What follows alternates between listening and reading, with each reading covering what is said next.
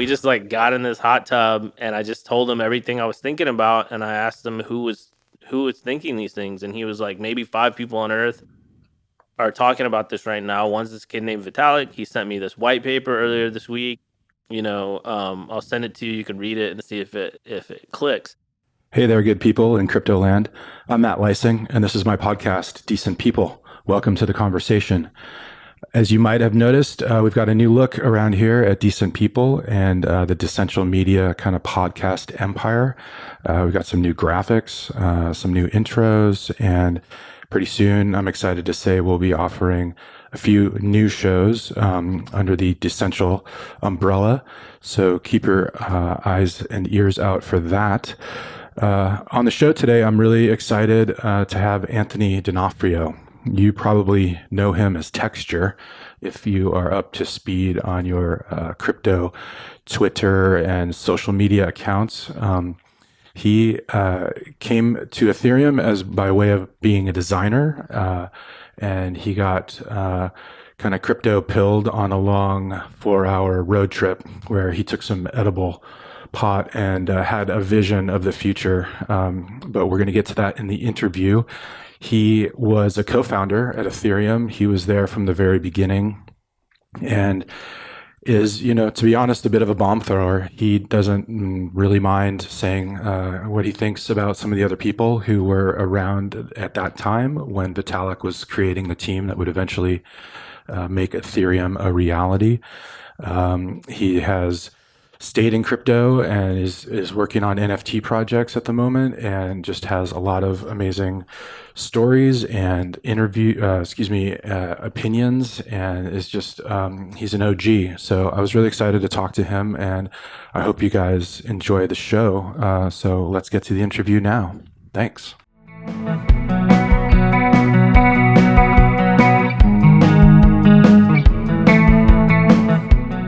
One thing I wanted to start with was that you were giving me some stick about not having you in my book enough, and so I wanted to give you a chance to air some grievances, Mr. D'Onofrio. And I got some stick to come back at you with. So, but let's start there. No, I don't. I mean, it's fine. It's always fun to read about yourself, and it's always funny to see the stories that people are interested in the history of Ethereum, and reading the different books was cool. So I mean, just the fact that books are even being written where my name is anywhere near them is actually pretty cool. Yeah, and I remember. Well, first of all, you have probably 3 or 4 of my favorite quotes in the whole book, and so there's that. The quantity maybe wasn't great, but the quality was superb. And I remember, I think the first time we talked to each other, you misspelled your last name because you'd been going by Texture for so long. Do you remember that? No. I think you said, "Oh wait, no, it's an O," or something like that. And I've never forgotten that. I thought that was so funny. I must have had a stressful day that day. Well, tell us. Speaking of Texture, that's your social media handle, kind of what you go by. It's what's on your screen right now as we're recording this. Where did that come from? Why Texture? I grew up on the internet. I grew up on IRC, and everybody had like a cool handle, right? And I had one before that people kept mistaking for something else, and so I just had to come up with a new one. I literally don't remember why I picked Texture. I must have been 13 years old at the oldest. But yeah. So back in that day, you didn't put your real name on the internet, and I still kind of feel that way. Yeah, it's only getting worse. I just never caught up to. Yeah, I just never caught up to the Facebook, LinkedIn. Like, here's your real name. It's just like it just seems weird still. Yeah, you should never go near Nextdoor. I don't know if you know that app, but it's a garbage fire. You have to put your real identity in, and like where you live, and it's like your neighbors, and so I still they send you mail too to verify. Yeah, they send you a mail, like a piece of mail to verify you actually live there. Yeah, it's weird. I felt like I got off Facebook because I was tired of hating the people that I knew, I try to avoid next door because I don't want to hate the people that live near me that I don't know. Yeah, yeah, Social very good media is point. Um, yeah. so before we get into your kind of backstory in Ethereum and everything, which I know because I in the book, it's part of the book. I wondered if we could just kind of go back further and just tell me like where did you grow up and what were you where were you yeah, where did you grow up and what were your parents doing? Yeah. So I grew up in a little town in Arkansas, where pretty much nothing was going on. I think maybe 5,000 or less people lived there. And my mom owned a video store and an Italian restaurant, Uh, and my dad was a chiropractor, and so he like cracks backs for a living. But it was pretty boring. You know what I mean? It was middle of nowhere. We didn't have anything to do. But that did, I think, end up contributing to me being involved in technology because everyone else started doing drugs, and I was like, I might be a little young for drugs. I think I'm gonna go get online and see what's happening so it's- yeah, there. good healthy choice there. Yeah, it So worked out was for me. was your mom's Italian restaurant like then? Did it have like a back shelf area where you could rent videos, or were they separate?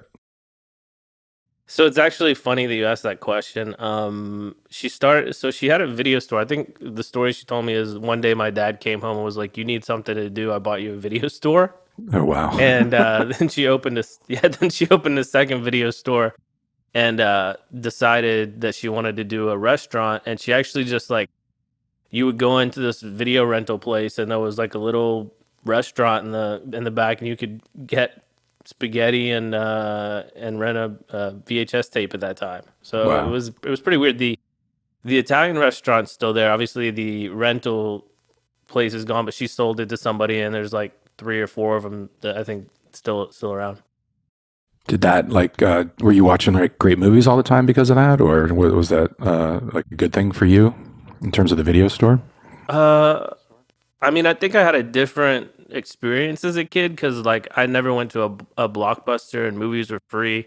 We Yeah. used to get phone calls from new employees, and they'd be like, "Hey, yeah, so this is so and so from the video store. You know you have a video that's 784 days late." And we'd just be like, yeah, our parents own the video store. We lost that. We don't know what's going on." So we got, I was actually talking to my girlfriend about this recently because she was like, "How have you never seen any of these classic movies?" And I was like, "Well, I don't think that I learned about movies through what was popular. I just literally wandered through the video store and grabbed stuff off the shelf." So I think there's probably a level of like I saw obscure movies that other people didn't necessarily see. Yeah. Yeah. So That's cool. Did you have brothers and sisters? yeah, two younger sisters. They were not into technology really at all.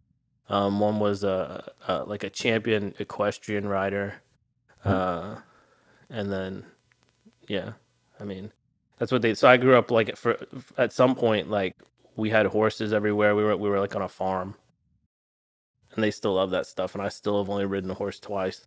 yeah. Yeah. That's great. That's cool.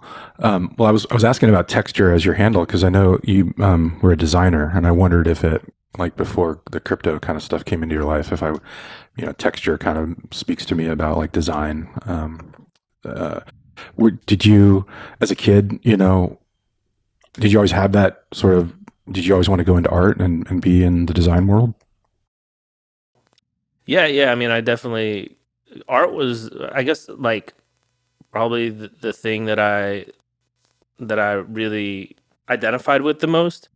I was really into science, but art was what I really was drawn to and what I did in my spare time. And the thing I really wanted to do was be a musician. Mm. And I'm sitting in a room right now filled with music equipment and guitars and pedals that I had to move around so that I could sit here.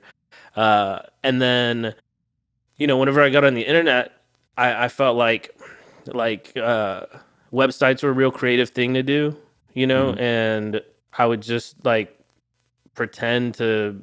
start businesses by designing them. And then I would just do that over and over again, kind of like as an artistic thing. And then at some point, I had like an idea for kind of like at the time I didn't think of it this way, but in retrospect, I would describe it. I had an idea for a social media network, kind of like MySpace, right? Hmm. And um, I was like 15, 16 years old, maybe, and I couldn't convince anyone to code for me, and I didn't have any money, so I learned to program. Nice. And so I built a website, and I couldn't convince anyone. I couldn't really explain what it was. I built the whole site out. It was a website where musicians could post their music, where they could have fans, where fans could connect with the artists and each other. And it was just like two years of just nobody getting it and me being in the middle of nowhere and nobody to help me. And so eventually that shuttered, and I ended up just kind of like hanging out doing projects on the side, waiting tables because I liked it. I liked the lifestyle of just not having to get up at any time and just going in and not having a responsibility. And then MySpace blew up, and I was like, "Oh, I already built this website like 6 years ago, Yeah, you were right?" So I'm too like the early, right? world's foremost expert. Yeah, and I was like, "But I should be involved." So I went and I got online and I just started looking up articles of anybody doing anything similar, and I found these guys in Chicago that were doing something called Metro, which was uh like a location based chat service, but this was also way too early because like Mhm. smartphones didn't exist at all. We still had flip phones, and so it was a desktop app where you could see people near you and chat with them. It wasn't a dating app; it was just supposed to be kind of like a friendly thing. But we basically could never scale. We ended up moving to Silicon Valley together, like a couple weeks after I met him. Uh, and but we never got it to scale because like the women beta testers would like go to work and leave their software on, and they'd come back and they'd have like 600 messages from every man on the platform, right? And like it was just this this social problem we couldn't fix. Uh, So but that was my first kind of for experience with being in Silicon Valley and startups, and where I really ended up meeting a lot of the people that I know out there and kind of learning how the tech industry actually works. yeah, that's a problem with men that you need to fix, and I don't think that's going to be fixable, right? No, I mean, I think, No. like when you see something like Tinder come out a long time later, like obviously it's a dating app first, but uh, you're like, oh, okay, you got to let the women be in control of whether or not the men can talk to them. That's the Yeah. solution we couldn't come up with 15 Yeah. years before. So Yeah. you Um, can't just tell them be nice. and so did that start sort of you were involved in quite a few startups before you got involved with Ethereum. Was that kind of how that all began? Yeah, it was like I said in Arkansas there was really no opportunity. It was like me and three other people involved, uh, really interested in tech, and those guys like I met through the internet, and there was just nothing to do. So when I finally got out to Silicon Valley, it was really it was really shocking like that all you really had to do to become involved with this kind of mythical thing was like moved to Palo Alto, and then you could just go to parties. Like the first night I was there, I went to some place. It was all these like famous tech people, um, and then that just made it really real. And then becoming friends with people who were part of like founding things like PayPal, Yelp. We used to throw keggers in our backyard, and like Kevin Rose from Dig and all the other stuff that he did, and the guy who started Mint, the guys who started YouTube, like I can't even remember everybody. Like they would come and have like get drunk in our backyard with us, and we would have keg parties. It was like college, but a bunch of 20-something-year-old dudes just like trying to make software or services or whatever for people. So it was really eye opening. That's really interesting. Do you think like Silicon Valley was that just a moment in time? Is it still like that? Because I haven't really heard that story of like the keggers and stuff and people just being chill. I think it was a moment in time. I think it was a lucky time to be there, and it was before kind of or in the middle of the Web 2 coming up, and in the in the shadow of the first kind of web thing that I felt like I missed out on. Uh, and I mean, I really had expected to be more successful at being engaged in the kind of the social media stuff because I had been working on it so long. But I think the thing that I missed because I wasn't a college guy, I Yeah. didn't. I just missed the whole Facebook thing, right? Because I didn't even use it until way after everybody else. I wasn't in college. I didn't. I just thought I didn't see it coming. So I think, um, and I definitely didn't see the shifts that have happened due to the advertising models. But I mean, in retrospect, I'm happy because I feel like I would feel really guilty if I had contributed to the kind of shit show that social media has become. It's not Yeah. something I think I would look back on and be proud that I participated in. Yeah, that's a good point. What year are we talking here, roughly? 2003 maybe. Wait, Okay. how old am I? 2000. I don't know. I was like 23. So Okay. 16 years ago, whatever that was. 2006, 2005. Yeah. So we're still quite a bit ways away from crypto and Bitcoin happening at that. Yeah, And it was yeah. kind I of mean, coming out of the dot com crash because I remember I was in San Francisco then, and the whole city just kind of cleared out for a couple of years. yeah. Uh, but it was fun. I liked it. Yeah. Yeah. Um, so I guess let's jump into that because like Bitcoin was sort you kind of had some ups and downs with your Bitcoin experience. Oh yeah. Can you just tell us that story? Because your roommate was trying to get you into it when it was about $1. Yeah, so the guy that got me into Bitcoin was actually he was one of the uh I don't know what he call him, so the president of the company Metro, Okay. right? So we became really good friends through working together and just maintained a really good friendship for a long time. And then we we went to Burning Man together one year, and then the next year I think we were supposed to go, and so I was like sleeping on a couch because it was like like the period between Silicon Valley. Not that that wasn't also sleeping on a couch, but I just like slept on couches for like a decade for the most part, and just would like work and read and try to like not have a job to the best of my ability.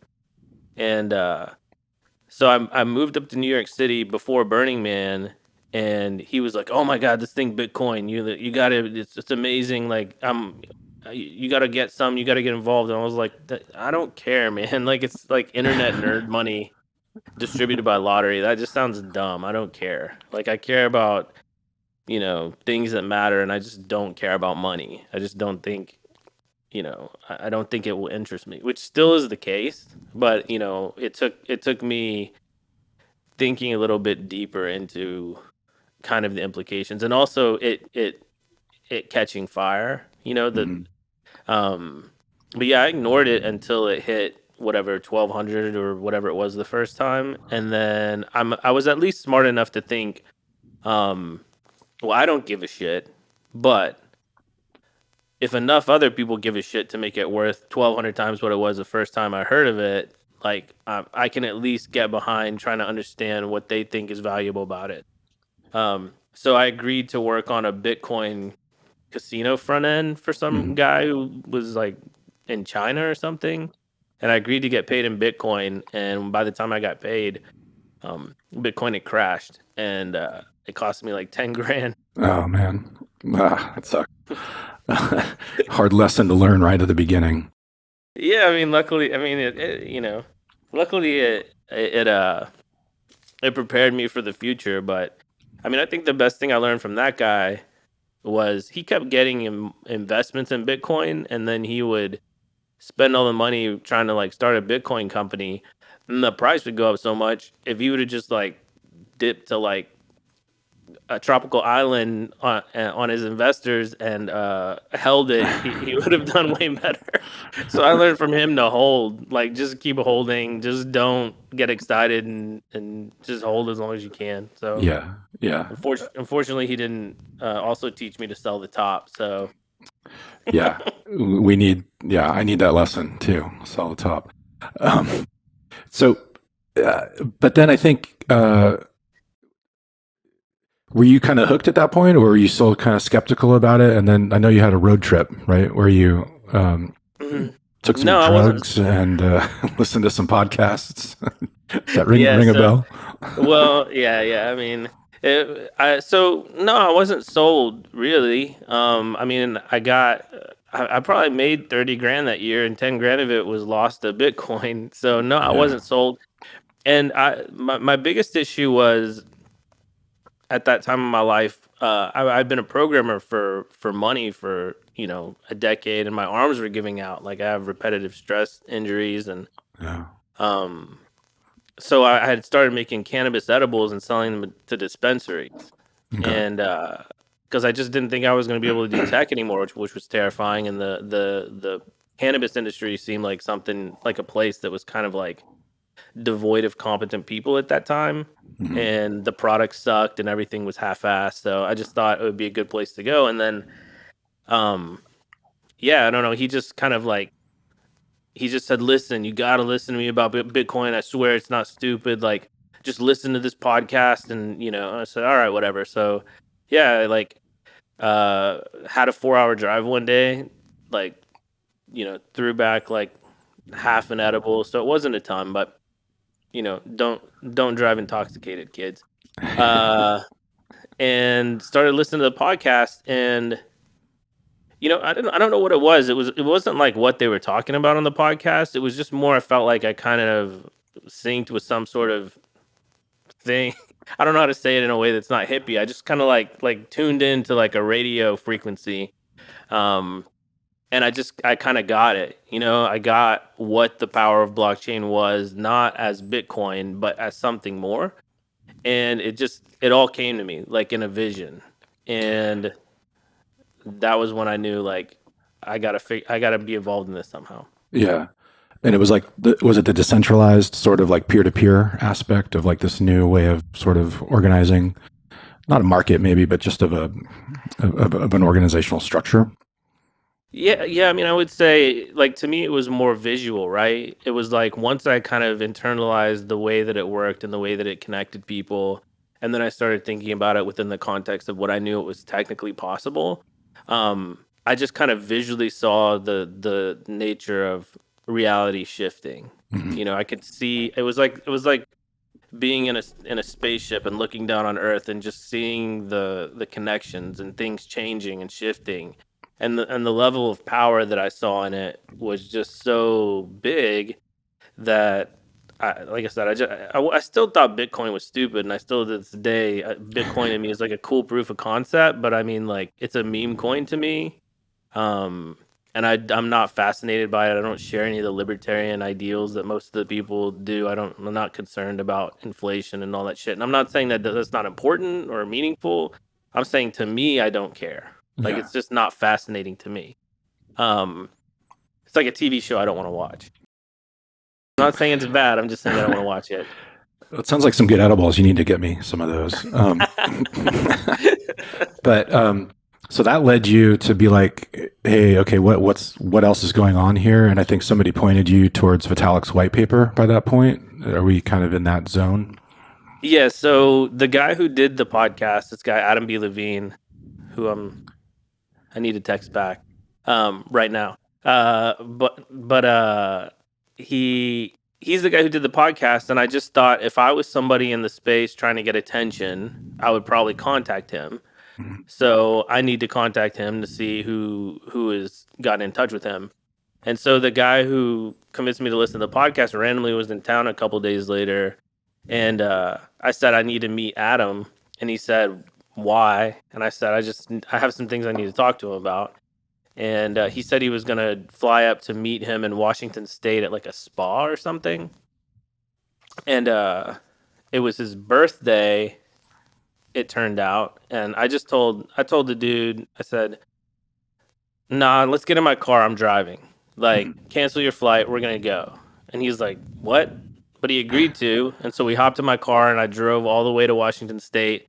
And I don't even know if they had the meeting they were supposed to have. He had like his whole team there, and I just was like, "Move aside, Adam." Like, and they had this hot tub on their balcony, And we just like got in this hot tub, and I just told him everything I was thinking about, and I asked him who was thinking these things, and he was like, maybe 5 people on Earth are talking about this right now. One's this kid named Vitalik. He sent me this white paper earlier this week. I'll send it to you. You can read it and see if it clicks. So I read it, and I was like, this isn't exactly like, this is a little bit like kind of a toned down version of the what I think is possible, but it just seemed kind of like fate. So I said, yeah, connect me, and then we all started a Skype group, and then that was basically the beginning of Ethereum.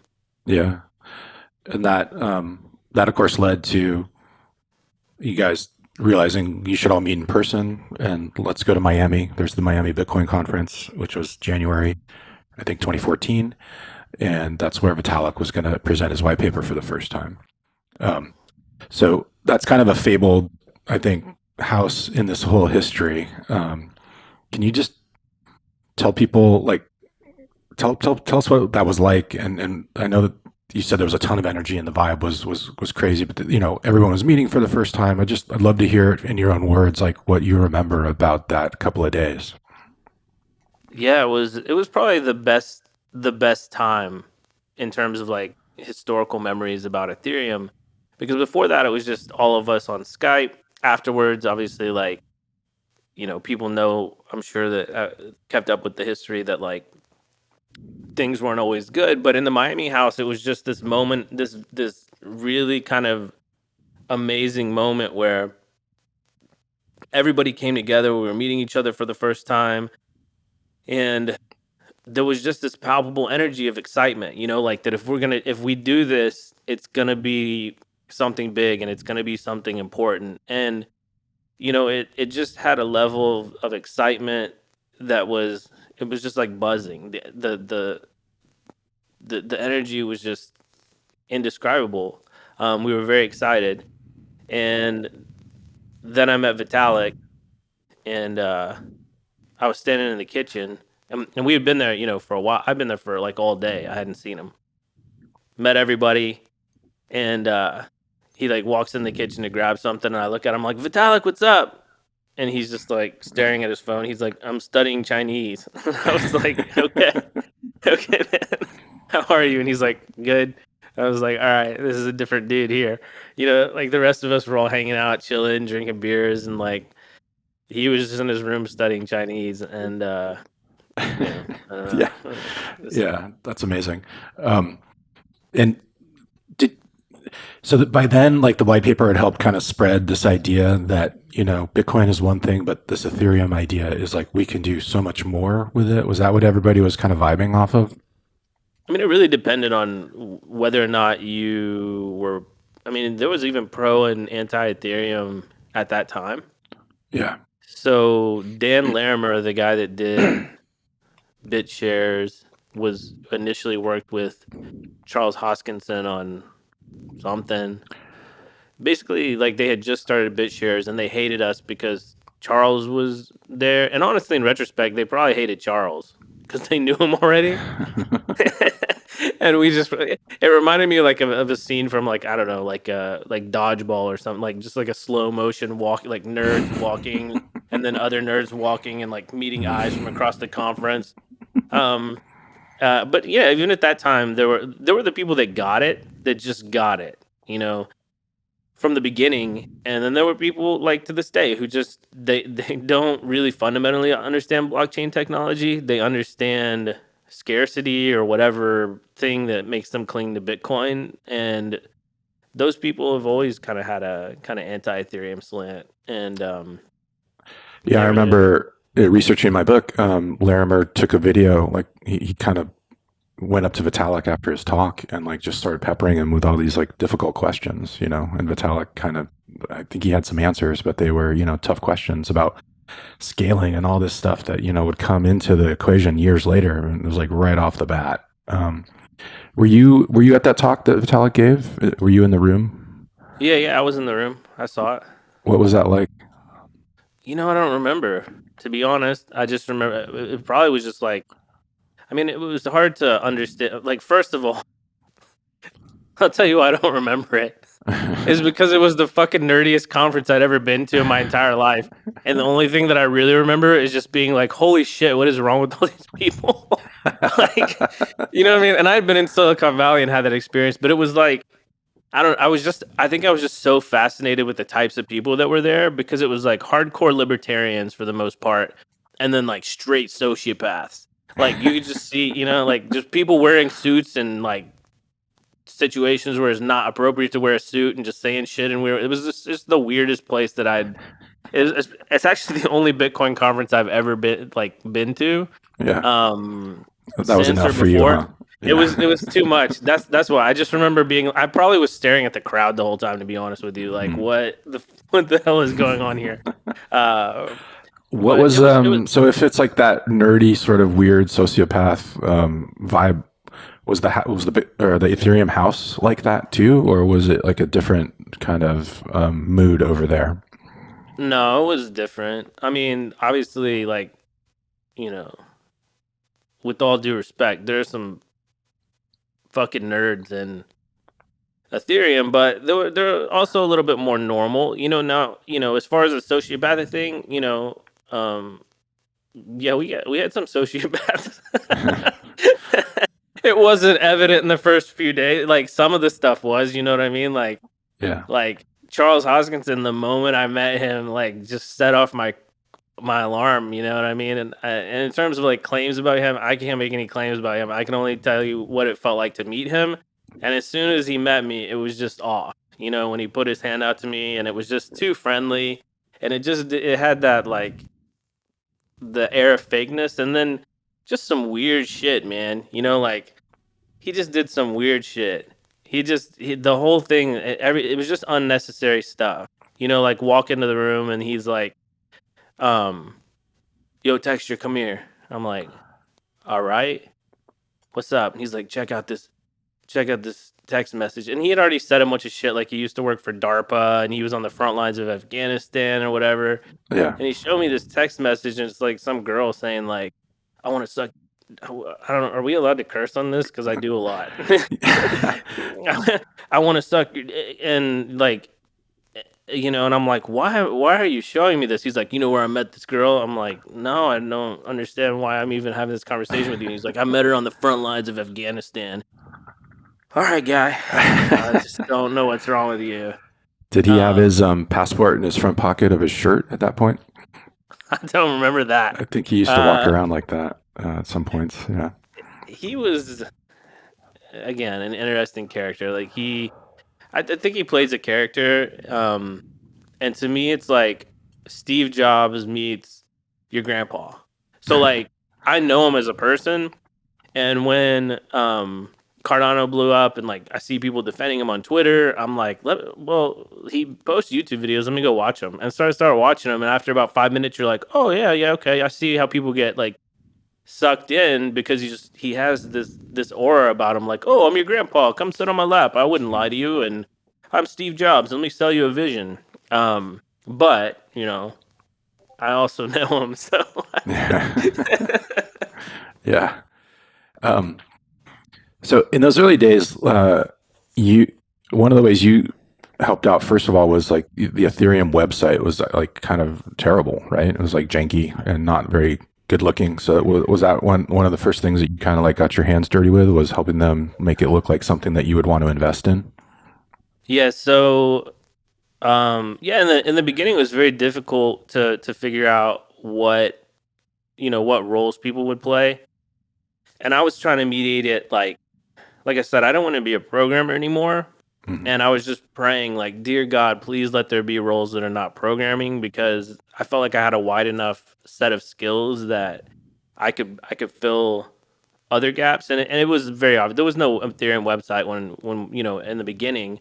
There was just a Skype group, and then Vitalik Vitalik sent a thing. It was like, I designed a logo and a website, and it was like this horrible yellow color website, and he had like ripped off some shitcoins logo, and it was like so bad, just like written Ethereum on it. And like I was a designer, but I was like I was really into aesthetics. I've never been a logo designer ever in my life. Mhm. But in that moment, I was like, I have to like fix this logo. And I was like watching Game of Thrones, which is ironic given the fact that Ethereum eventually became Game of Thrones. But I was watching Game of Thrones and I was just like, let me do anything. You know what I mean? Anything that I make is going to be superior to this and be like less awkward. So I like threw a logo together, like played around for a little bit, and it ended up being like this specific font where I put like two sigmas together in a particular way, and it ended up looking kind of like a diamond or something. Mhm. And it's on the internet somewhere. It's been posted on Twitter before, and you can kind of see the inspiration for the Ethereum logo that exists now. Um, and then there were a lot of people fighting for positions, and not everybody was very good at what they were doing. And somebody's friend of a friend who was like a photographer who was just starting. I think it was Mihai's friend. Okay. That's Um, Mihai Elisi. He's one of the co-founders, yeah, of Ethereum. yeah. Well, I mean, everything that he ever did for Ethereum was like almost destroyed Ethereum. Like not like Charles who like methodically almost destroyed it, but like Mihai was like, I have an idea, and then it would just like blow up. Like no offense to Mihai or the people that love him, because I know like Taylor loves Mihai and I love Taylor, but I was always just fascinated. Like every decision he made, just it was like watching a little kid set off a firework on top of a box of fireworks without realizing it, and then everything exploded. But his friend was terrible at design. And Mihai kept trying to push this guy's designs out, and I would just like fucking be like, "Oh my god." And then I would go and I would redo everything so that it wasn't shitty and pixelated, and like just make sure that everything that came from like anything that hit the public looked looked good, like looked like we were a legitimate project, not like a band of merry morons. Because growing up as an artistic person who I just kind of ended up in a world I didn't really mean to as a kid. Like I said, like I was just trying to avoid drugs, and I ended up on IRC with a bunch of people who, in retrospect, were probably like super autistic nerds, and I just imagined they were cool because I had seen like the movie Hackers, and Yeah. like that's how I imagine myself. Yeah. But one of the big problems with open source software and projects run by people who are highly technical is they don't care about how things look, and I don't think they even notice how they look. Mhm. And so knowing that, I was just like, they don't even have a sense of whether or not this is good, but I do. Yeah. So I just anything that went out that looked bad, I just redid it and made sure it didn't go out looking bad in the very Yeah. beginning.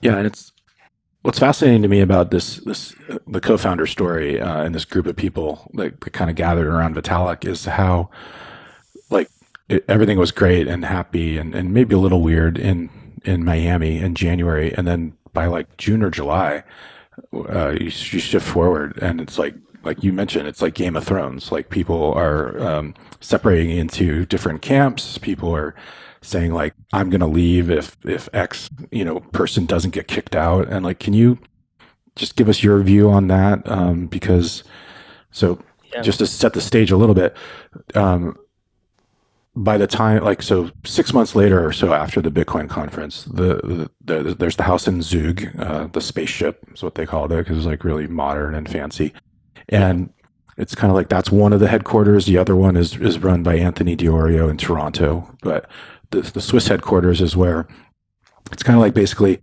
tensions had gotten to such a point that an all hands deck on deck meeting was called, and then maybe you could just kind of take it from there and tell us what you remember about that. Yeah. So, I mean, the problem was again, like we did have, there were the people that were there for the ideological stuff, and then there were the people that were there for power or money or whatever they saw coming. And I mean, I can't speak to their vision, but like Diorio personally screwed me, right? So in the beginning, it was like the pre Game of Thrones thing was like, we were all there in the beginning, and I was usually more like a pretty confrontational person. But in this particular thing, I was a little bit more methodical. Maybe it's because I was watching Game of Thrones. I was like, you don't always want to be the guy with his head out. You get chopped off. So, I tried to be a little bit more reasonable. I did survive a lot longer than a lot of people who were there in the beginning. A lot of people got screwed like really, really bad by people because they chose the wrong alliances or whatever. But like Diorio was supposed to be my point person, and he told me nobody was getting paid. I'm working 3 jobs, one of them being Ethereum. I just had a kid. I was sleeping on my sister's love seat, not even her couch. She didn't even have a couch. She had a 1 bedroom apartment. I was sleeping on a love seat, like curled up every night. And I had no money, and I'd been told that nobody was getting paid. And then whatever the pre-sale happens, um, and Diorio calls me up one day and asks me for a favor, and I said, "Yeah, sure, no problem, man. Hey, by the way, now that I've agreed to do you a favor, if you could, I just found out that people were getting paid this whole time, and Yeah. I haven't, and I'm like really kind of hurting. Now that we've done the pre-sale, now that we're doing the hiring, and all, do you think that you could put in a good word with and like to whoever's making the monetary decisions to just make sure that I get back paid for the work that I did?" And it was like, I don't know how long I've been working on it, but I asked for 10 grand, which was like nothing. And Hmm. he just was like, "Oh no, definitely not." Yeah. And I was like, "What?" Huh. He's like, "No, definitely I'm not going to do that. Why would I do that?" Huh. And I just fucking lost it on him. I was like, "Dude, I just told him he was like a horrible person and like to just fuck off." I don't think I talked to him after that, but stuff like that. Like he just had no sense that you can be like, I know his relationship with other people that he's worked with, and he just seems like one of those people that always has to like screw the person he's working with or the people that he's working with for some reason. Like, and I can't, obviously can't make any claims about who he is as a person. I don't know. I know he moves with 5 bodyguards or something like that at all Mhm. times now, but I just know what happened to me, which is like it's very, very strange for a person to come and ask you for a favor, and then you ask them for a much smaller favor. Because I don't remember what his favor was, but I remember it was pretty big. Mhm. And them just not even understand like basic reciprocity or like why I would be in a position like that. But um, yeah, I mean, there was a lot of weird stuff and just people with weird behavior. Yeah, that's interesting because I know there was another schism was kind of between people who had technical capabilities like coding and development capabilities, and then folks who didn't. And I know Gavin Wood was sort of like not really a big proponent of the people who didn't have technical capabilities. So it surprises me that Anthony would sort of be coming at you like that. But uh, do you think? Do you think? Do you remember that schism of like the technical versus the non-technical people? And was that something that was there kind of from the beginning? I mean, I don't. Here's the thing: is because I was technical, but I wasn't doing technical stuff. I mean, my favorite quote from your book is that I'm the only person that Gav likes. I thought that was really funny, and that was kind of the position that I tried to take. Was I like not political? You know what I mean? But I could talk to everybody about everything, and I was very inspired by the project, and I did want to see the bed. Like, I don't have any problems with Gav to this day, even though I know a lot of other people do. But I was technical. I just wasn't working on technical things. I was competent. I do think that the biggest schism, um, I mean, again, like when you come from a technical background, you're listening to people. Maybe it felt like technical versus not technical, but it could have just been people who are full of shit. You know what I mean? Yeah. Who are pissing Gav off because like a Diorio or a Hoskinson or somebody like that trying to make moves that don't necessarily make sense, but like both of those guys were cosplaying. You know what I Mhm. mean? Yeah. Everything that they were, like Diorio got his money from his dad, and he got money from his dad and bought Bitcoin, and then started a gambling site, and then made a much more Bitcoin. So Mhm. like these people, and Charles had like a Bitcoin educational thing that he never finished on like Udemy or something. Like they were cosplaying characters that they didn't really have the capacity to play. And I think if Gav, who does have a competency and a technical background comes into conflict with them, he's going to see that. And so Mhm. whether or not it was technical or whether that was the justification, I do know that from the perspective I had, it was like presented to me because everybody talked to me, right? Like I was the Yeah. person everyone trusted and everyone would come to talk to about what was happening. So I got the perspective of everybody of what was going on, because after everything blew up, everyone called me. Oh my Mhm. God, you're never gonna believe what just happened, and so while I wasn't like in the center of it, I did get everybody's perspective after the kind of dust had settled. But it was very difficult. It made things very difficult Yeah. because everything split into teams while in the beginning of Ethereum, and like we didn't even necessarily talk to each other. Do you know how hard it is to run? Because what I ended up getting hired for was to run the community, right? Mhm. Do you Yeah. know how hard it is to run the community when you're not allowed to talk to anyone else in the organization about what's going on? Yeah. Yeah. That's crazy. Um, It was wild. one of the favorite details in my book was so at that meeting in the house in Switzerland, that's basically where Vitalik had to kind of make a decision, and he fired Charles and he fired Amir Chetrit. I think that's when you kind of came into the fold a little bit more with Taylor Gehring, and like tensions were just really high in the house. And that night, everybody kind of went their own ways. And as everybody was getting ready to go to bed, I think it was like Mihai and Roxana were in the room with Vitalik and Gavin Wood. And Gavin Wood got up and he locked the door, because he's like he was just had that kind of vibe of like, I don't know what I don't know what these people could do. So I always, I always just marveled at how Ethereum, like the power of it was so strong that it kind of like, it almost didn't matter that there were all these like crazy political battles that were going on. It was like, it was going to succeed in spite of itself almost. Yeah, I've thought about that a lot because I was in a lot of unsuccessful startups, and they were all clusterfucks. And then Ethereum was too, and it seemed sad because it seemed like we could do something big. Mm-hmm. And I do think, in retrospect, I think the reason that happened was because there was a white paper and people read it and they shared a vision. And it's almost like if we were all going to climb a mountain together and we all got the map to the top and we knew where we were going, and then we got into a fight a quarter way up the mountain and split ways, like we still have the map, we still know how to get to the top. Mm-hmm. And whereas, the previous startups that I've been a part of were a lot more ad hoc. They didn't really have a vision for where we were going, and it was kind of like, all right, well, let's shift with new knowledge and kind of move. And Ethereum just always had the vision from day one, and it's something that's taken a long time to create and get into the world. Like it's still only partially developed. Did you ever think it was going to fail? Like, was there ever a point where you're like, I don't think this is actually going to work? Yeah. Um, so I worked with the foundation, and then a whole new board came in, Yeah. right? Yeah. This is a good And story. yeah, a whole new board came in, and they called me up and they said, "We don't think community management's important. We're gonna let you go." And I was like, "The fuck what do you mean you're gonna let me go? I mean, I've been here since day one working for free. Like, what does this mean? Let me go? That doesn't make sense.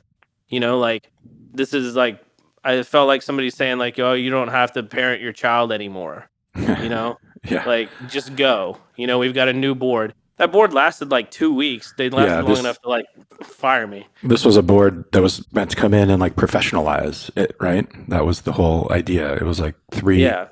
three people from different fields, and then Ming Chan was the executive director, and she came in at that point.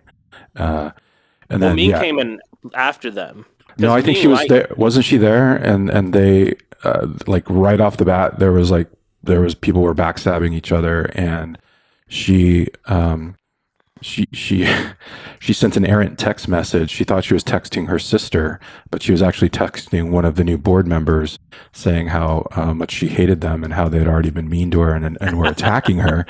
And so she sends that to one of the board members by mistake. They basically say, "Okay, you have to leave."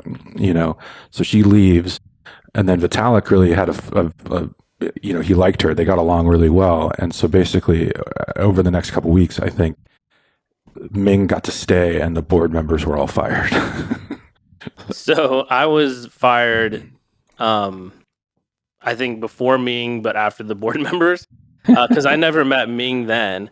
I ended up having conversations with Ming when I do remember her taking a position because she called me. And I just like, you know, at that time, no books had been written. There was no history on Ethereum. And I was just like, listen, here's what you're walking into. Yeah. Here's what's happened. And I just gave her the lowdown on it. And she was really, I mean, I know people have their issues with her. I never worked with her, but she was always very respectful and she would reach out and talk to me. And, she offered me a job at Ethereum multiple times. But at that time, I was just like, you know, nah, I'm good. I'm taking a year off. I don't want a job. And then So to get back to the point, was it that like these board members coming in that made you think, oh, this project going down? Was that the sort of? oh, sorry, no. So I was let go, but I was still part of the Sky. Like I was part of, I was part of the communication channels, and for a long time I ran the water cooler channel, like for Skype. So it was like the Mhm. non-professional where people could come and bitch, Mhm. and I ran that outside of it. Um, But no, there was a time where I was like, this is never gonna launch. And Vlad Zamfir messaged me and he said, "Oh, I'm really regretting I sold all my Ethereum like yesterday, and I just wish I hadn't." Yeah. And this, he'd pre-sold it before launch. I said, "You can have all mine. Like, I'll sell you mine. Like, this isn't gonna happen." And he's like, "Really?" And I was like, "Sure, I don't care. This project's never gonna launch." Oh And man. then the next day they launched the mainnet was the next week, and I messaged him. I said, "Sorry, never mind." Sorry, never mind. I mean, and Sorry. fate stepped in for me a lot. You know what I Yeah. mean? Yeah. There were definitely a lot of things that that if timing hadn't occurred within a 24-hour period of me making stupid decisions, um, or me making a stupid decision that turned out good, like things would have turned out much differently. But yeah, no, I definitely didn't think it was going to happen. Well, what do you think about it now? How is the state of Ethereum at this point after the merge and whatnot? What are your thoughts? I mean, I've taken issue with Aya. As far as like the Ming to Aya transition, I know that So that's the new executive director of the Ethereum Foundation. yeah, I don't know, I said Miyagachi. So I met her in San Francisco, at a Internet Archive event. Hmm. Um, I just don't think she liked me. I met her with what is the guy's name? I can't remember his name, but he's like never officially worked for the Ethereum Foundation, but he's always like standing right next to her. But there's kind of a seedy history about how Aya ended up in Ethereum and what her role is and why she was placed there. That I'm not saying it's like nefarious, but it definitely at the time it seemed a little weird. And even now it bothers me because I feel like in a project like this, you do definitely want to you do kind of want to be as hands off as possible in the long term, maybe if that's possible. I don't know how possible that is. I'm definitely a supporter of the idea that the future is built by visionaries and not through voting and not through like if you look at Bitcoin, it's just ossified. Like the point of Bitcoin devs is basically to make sure that no dramatic changes happen. And I think Vitalik does a good job of trying to just introduce concepts and then other people, um, kind of take them on and other people submit ideas. It's totally fine. And Vitalik is by no means a king, but for me, I wish there was a little bit more leadership in the foundation. Not so much directional, but more supportive. Hmm.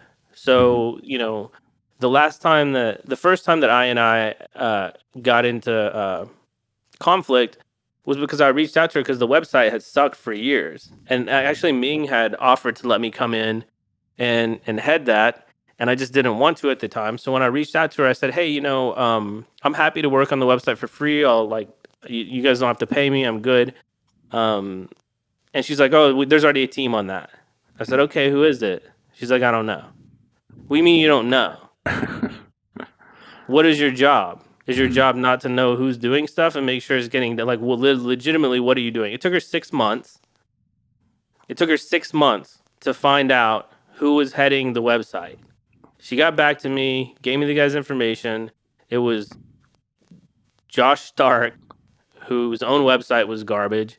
And I messaged him on Telegram Telegram or something. I said, "Hey, what's up? It's texture. Like, let me, let me help." And he was like, "Nope, Huh. I don't want your help."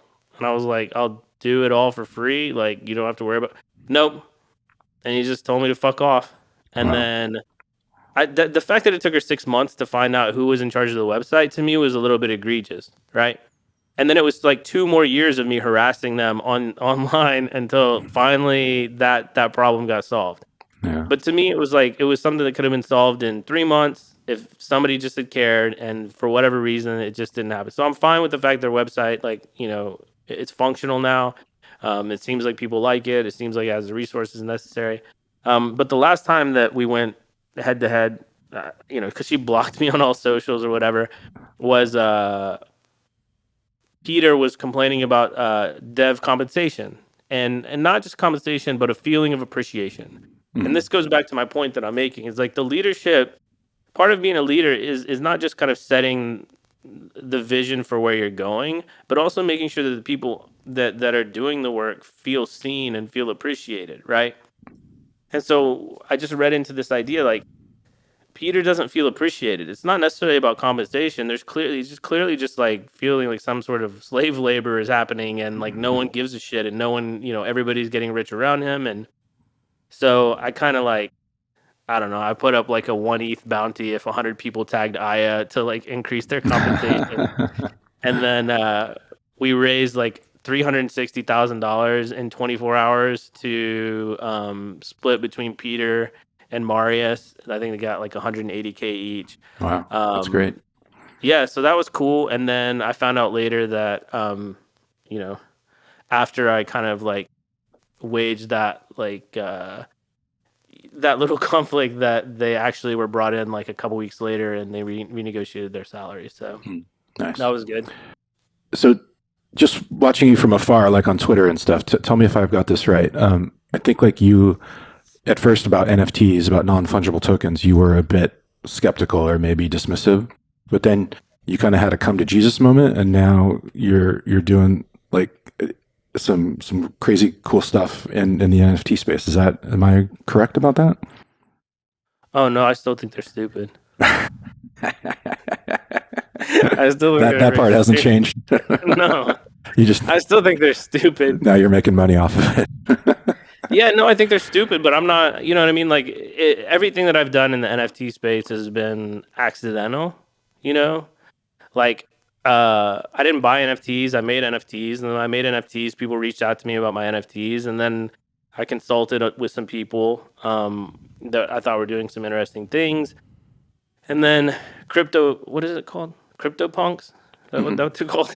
They were selling for like $150,000 each, and I thought, this is stupid, and they're really ugly, and that's offensive to me.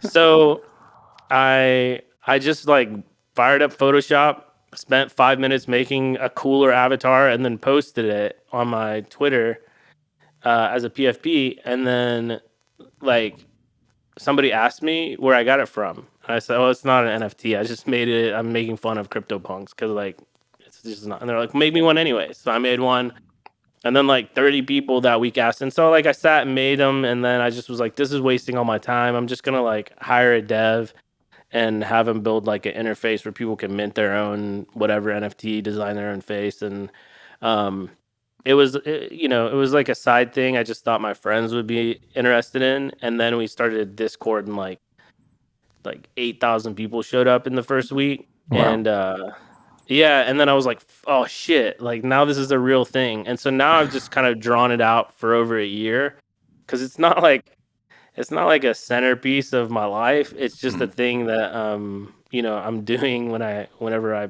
have a couple minutes to give a shit.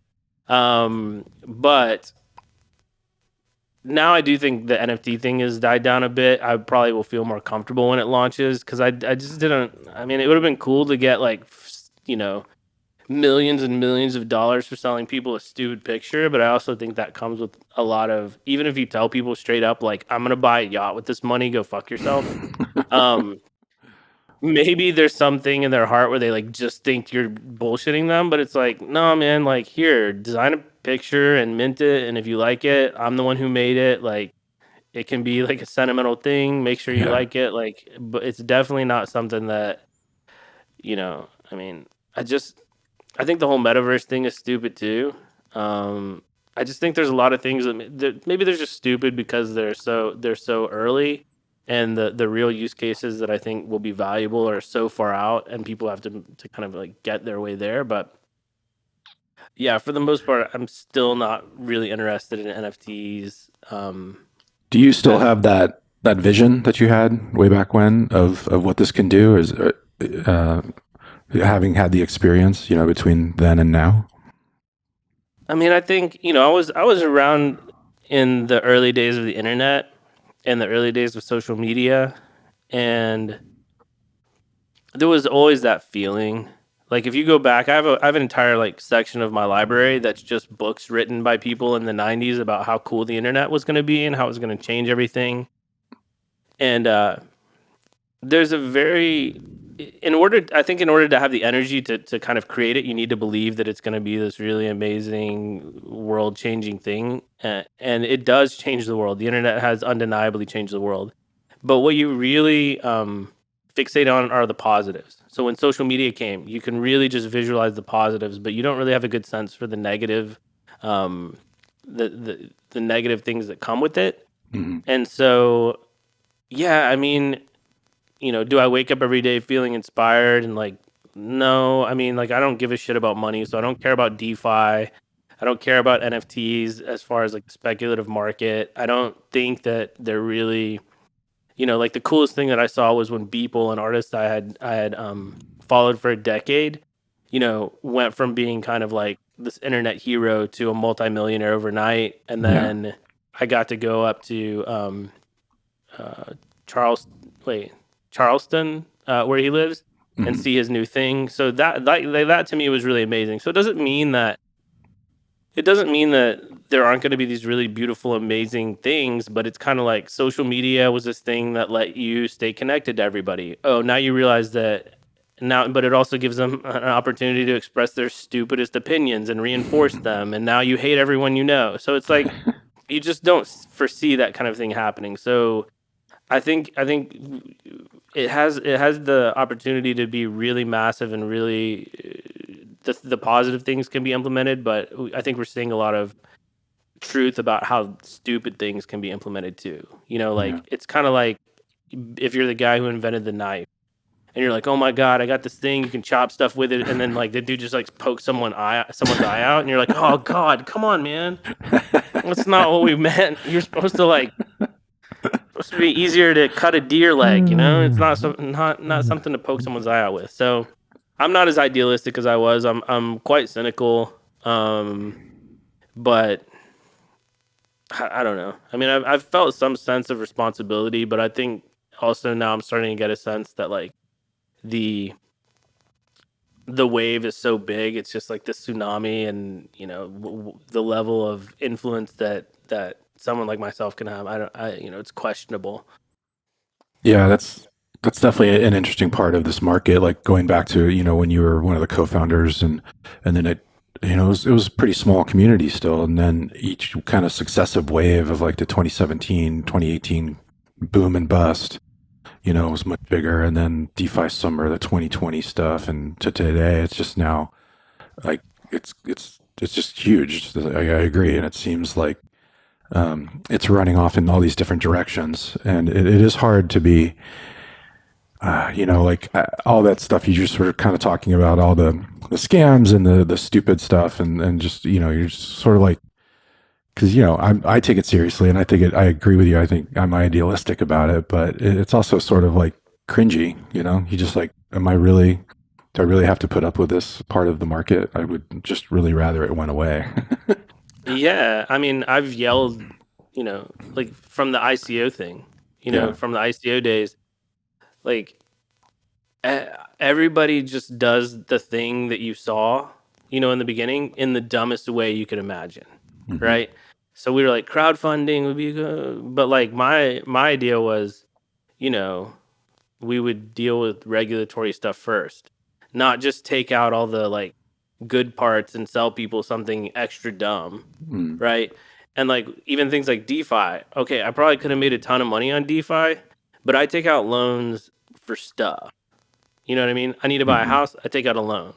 Yeah. I'm not trying to take out a loan that if the price goes down, I get liquidated and like screwed in a million different ways. Like it's just not stable enough, and it's all like I get that it's like alpha testing of technical things, but like yield farming and stuff like that, I just not interesting to me. Um, don't find it amazing. The NFT thing, like there are some cool parts. Like I said, the Beeple thing was cool. But they're all instantiations of ideas that we had. They're Hmm. just no 100 times dumber than we could have imagined. 100, and I don't mean like I don't mean dumb in the sense of like it just I don't know, just like Mm. wonky half-ass implementations of what you imagine. And maybe with enough maturity, it'll all get better. I don't know. I Mm. don't. It might just make the world dumber. I don't know. All right, that is a good place to leave it. Crypto making the world dumber. Um, Thanks, man, for taking us down kind of history lane here. I really appreciate it, and I've really enjoyed just hearing the stories and stuff. So, Sure. Texture, you want to tell people how to find you, or do you want to just kind of remain in the shadows? You can find me on Twitter at I am Texture, and you can follow Texture Punks at Texture Punks with an X on the end because the X looked cooler in the font. And maybe we'll launch it, and maybe after we launch, I'll retire and my Twitter won't be there anymore, and All who right. knows what'll happen. Who knows what'll happen? If that's the case, I want you to come back on and talk to me before you disappear to your tropical island. Yeah, no, anytime. I mean, I'm pretty easy. I mean, yeah, no problem, man. Yeah, All right. anytime. Thanks a lot, man. I really appreciate it. Yeah, thanks, man.